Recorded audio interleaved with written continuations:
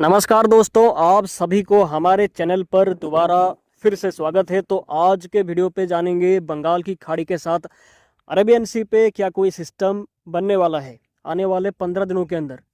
इस पर मॉडल्स क्या दिखा रहे हैं ECMWF AI मॉडल के हिसाब से, इसके साथ ECMWF का एनसेम्बल के हिसाब से भी जानने की कोशिश करेंगे।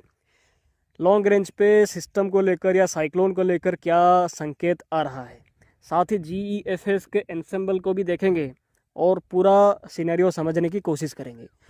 तो पूरा वीडियो देखें पूरी जानकारी पाने के लिए, और चैनल को सब्सक्राइब करके वीडियो को लाइक और शेयर भी ज़रूर करें।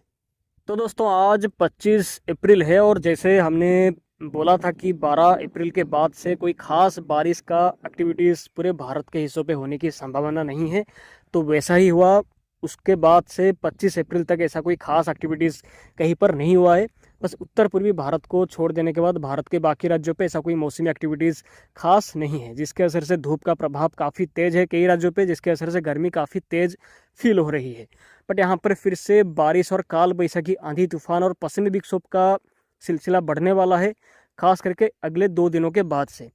तो ECMWF AI मॉडल के हिसाब से देखेंगे तो आप देख सकते हैं कि कम से कम यहाँ पर मॉडल के हिसाब से आगे जाएंगे तो देखिए, तो आज और कल उत्तर पूर्वी भारत के जो असम, मेघालय, नागालैंड, मणिपुर, मिजोरम, त्रिपुरा, अरुणाचल प्रदेश, सिक्किम और बांग्लादेश के हिस्सों के कुछ जगह पर यहाँ पर कुछ बारिश का एक्टिविटीज़ दिखाई देगी। इनको छोड़कर भारत के बाकी शेष राज्यों पे कोई बारिश का संभावना नहीं होगा 28 अप्रैल तक खास करके। लेकिन 28 अप्रैल से बारिश का प्रभाव थोड़ा सा बढ़ सकता है, क्योंकि 28 अप्रैल से एक पश्चिमी विक्षोभ आ सकता है। मॉडल पे देखेंगे तो 28 और 29 अप्रैल के दौरान एक पश्चिमी विक्षोभ के चलते उत्तरी पाकिस्तान के साथ उत्तर भारत और उत्तर पश्चिमी भारत के कुछ राज्यों पे हल्की बारिश दिखाई दे सकती है। पंजाब, हरियाणा, चंडीगढ़, दिल्ली, उत्तरी राजस्थान के साथ जम्मू कश्मीर, लद्दाख, गिलगित बाल्तिस्तान, मुजफ्फराबाद, हिमाचल प्रदेश, उत्तराखंड के कुछ जगह पर बहुत ही हल्की बारिश के साथ, कुछ जगह पर आंधी तूफान के साथ ओलावृष्टि भी हो सकती है। लेकिन ये पश्चिमी विक्षोभ ज़्यादा मजबूत नहीं होगा, जिसके असर से कोई ज़्यादा बड़े तौर पर बारिश का संभावना नहीं है। लेकिन ये पश्चिमी विक्षोभ के चलते पूर्वी भारत और उत्तर पूर्वी भारत के राज्यों पे बारिश का प्रभाव 28 अप्रैल से 30 अप्रैल के दौरान दिखाई दे सकती है। खास करके उड़ीसा, वेस्ट बंगाल, बिहार, झारखंड, उत्तरी छत्तीसगढ़ और पूर्वी उत्तर प्रदेश के कुछ जगह पर यहाँ पर हल्की बारिश के साथ काल बैसाखी, आंधी तूफान का प्रभाव 28 से 30 अप्रैल के दौरान दिखाई दे सकती है। उत्तर पूर्वी भारत के राज्यों पर लगातार बारिश का प्रभाव जारी रह सकता है, और ये सभी राज्यों के कुछ कुछ जगह पर आपको आंधी तूफान का प्रभाव 1 मई से 4 मई के दौरान तक भी दिखाई देने की संभावना है। लेकिन 4 मई से एक और पश्चिमी विक्षोभ फिर से आने की संभावना है। अब मॉडल को देखेंगे तो 4 से लेकर 8 मई के दौरान एक और पश्चिमी विक्षोभ के चलते पूरे उत्तर पश्चिमी भारत, उत्तर भारत, मध्य भारत, पूर्वी भारत, उत्तर पूर्वी भारत के कई इलाकों पे आपको आंधी तूफान, काल बैसाखी, ओलावृष्टि जैसी कंडीशन दिखाई दे सकती है। तो पश्चिमी विक्षोभ बारिश के बारे में हमने बात किया, बट वीडियो का मेन टॉपिक सिस्टम और साइक्लोन के ऊपर ही है। इसके बारे में देखेंगे तो यही ECMWF का AI मॉडल ऑलरेडी सिस्टम के बारे में संकेत देना स्टार्ट कर चुका है। अरब सागर पर पहले सिस्टम को लेकर मॉडल दिखा रहा है। पहले लग रहा था बंगाल की खाड़ी पे पहले सिस्टम बनेगा, बट अब AI मॉडल जो ECMWF का है वो अरबियन सी पे सिस्टम पहले बनेगा, ऐसा यहाँ पर दिखा रहा है। तो कम से कम 6 से 8 मई के आसपास देखेंगे तो 6 से 8 मई के आसपास दक्षिणी पूर्वी अरब सागर और लक्षद्वीप के पास पे एक लो प्रेशर सिस्टम या साइक्लोनिक सर्कुलेशन टाइप का कोई सिस्टम डेवलप कर रहा है। इसको लेकर ECMWF AI मॉडल दिखा रहा है। तो यहाँ पर ECMWF AI मॉडल के हिसाब से देखेंगे तो मॉडल इसको फॉर्मेशन कराने के साथ ही इसको उत्तर पश्चिम पे इसका ट्रैक को लेने की कोशिश कर रहा है। बट ये सिस्टम को 15 दिन के रेंज पे, लॉन्ग रेंज पे ये दिखा रहा है, यानी कि इसका फॉर्मेशन डेट पे आगे पीछे भी हो सकता है, मे बी फॉर्मेशन ना भी करे, ऐसा भी हो सकता है। अगर फॉर्मेशन करेगा तो इसका ट्रैक इंटेंसिटी क्या होगा, इस पर कुछ भी साफ नहीं है। इस पर अभी कुछ भी बोला नहीं जा सकता, क्योंकि ये सिस्टम लॉन्ग रेंज पे यहाँ पर मॉडल इसको दिखा रहे हैं, इसमें काफ़ी अनसर्टेनिटी है। बट हाँ, सिस्टम के बारे में ऑलरेडी इंडिकेशन आना स्टार्ट हो चुका है। अभी के हिसाब से बस यही बोला जा सकता है, अगले 4 से 5 दिनों के बाद ही ये सिस्टम जो फॉर्मेशन मॉडल दिखा रहा है या एक्चुअली फॉर्म करेगा या थोड़ा इसमें डिले होगा, इस पर और भी क्लैरिटी अगले 4 से 5 दिनों के बाद आएगा, तब इसका इंटेंसिटी ट्रैक के बारे में बोला जा सकता है थोड़ा सा। बट अभी इसके बारे में कुछ भी बोला नहीं जा सकता। तो अगर हम ECMWF का एनसेम्बल को देखेंगे तो ये ECMWF का एनसेम्बल का ट्रॉपिकल स्टॉर्म स्ट्राइक प्रोबेबिलिटी का मैप है। इसके हिसाब से देखेंगे तो कम से कम 4 से 11 मई के दौरान देखेंगे तो अरब सागर पर कुछ बहुत ही हल्का सपोर्ट है साइक्लोन या सिस्टम को लेकर, बट यहाँ पर कोई एनहांस सपोर्ट नहीं है।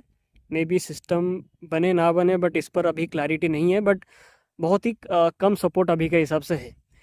इसके आगे का में आप देखेंगे तो कम से कम 11 से 18 मई के आसपास बंगाल की खाड़ी पे भी बहुत ही हल्का सपोर्ट आ रहा है, अरब सागर पे भी हल्का सपोर्ट यहाँ पर भी दिखाई दे रही है। बट अगर हम कम से कम 18 से 25 मई के आसपास देखेंगे तो ये देखिए 18 से 25 मई के आसपास बंगाल की खाड़ी पे काफ़ी ज़्यादा सपोर्ट है ट्रॉपिकल स्टॉर्म साइक्लोन का फॉर्मेशन को लेकर। जैसे हमने पहले भी बात किया था कि ये टाइम के दौरान सिस्टम या साइक्लोन का संभावना होगा, तो यहाँ पर जो एनसेम्बल है ECMWF का वो ट्रॉपिकल स्टॉर्म यानी कि साइक्लोन का फॉर्मेशन को लेकर संभावना दिखा रहा है। 18 मई से 25 मई के आसपास बंगाल की खाड़ी पे ये टाइम के दौरान अरब सागर पर भी यहाँ पर सपोर्ट है, यानी कि सिस्टम का फॉर्मेशन तो करेगा, लेकिन टाइम रेंज क्या होगा इस पर अभी थोड़ा सा क्लैरिटी नहीं है। मे बी सिस्टम का फॉर्मेशन 15 मई के बाद हो सकता है, उससे पहले मे भी हो जाए, बट संभावना कम है। बट अभी के हिसाब से 15 मई के बाद सिस्टम का फॉर्मेशन को लेकर संभावना मेरे हिसाब से थोड़ा ज़्यादा है। तो वहीं पर GEFS का एनसेम्बल मेंबर्स को देखेंगे तो GEFS का एनसेम्बल की तरफ से भी यहाँ पर सिस्टम को लेकर संकेत है। दोनों अरब सागर बंगाल की खाड़ी पे सिस्टम का फॉर्मेशन को लेकर GEFS की तरफ से भी यहाँ पर सपोर्ट है, अच्छा खासा सपोर्ट है। यहाँ पर देखेंगे तो कुछ शुरुआती मेंबर्स 4 से लेकर 11 मई के बीच पे सिस्टम दिखा रहे हैं, लेकिन बहुत ही कम मेंबर्स दिखा रहे हैं ये टाइम के दौरान। वहीं पर 11 से 18 मई के बीच में भी कुछ मेंबर्स दिखा रहे हैं सिस्टम का फॉर्मेशन बंगाल की खाड़ी अरब सागर के हिस्सों पे, लेकिन सबसे ज़्यादा मैक्सिमम मेंबर्स का सपोर्ट 18 से 28 मई के दौरान ही है।